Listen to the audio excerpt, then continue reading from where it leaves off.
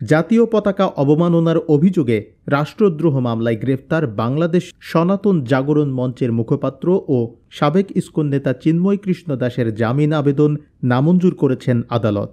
আজ বৃহস্পতিবার শুনানিতে দুই পক্ষের যুক্তিতর্ক শুনে জামিন নামঞ্জুর করেন চট্টগ্রাম মহানগর দায়রা জজ।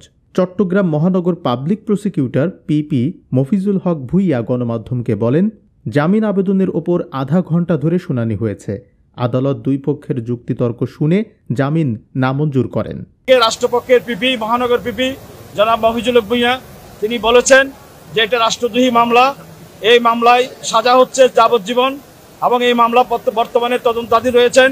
অনেক কিছু তথ্য উদ্ঘাটন হবে।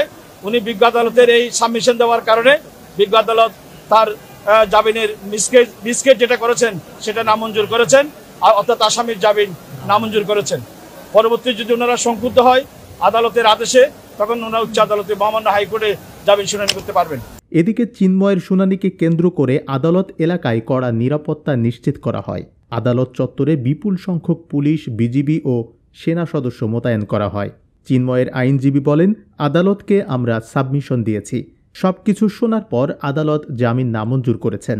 আমরা এখন উচ্চ আদালতে যাব। জবাবদিহি, নিউজ ডেস্ক।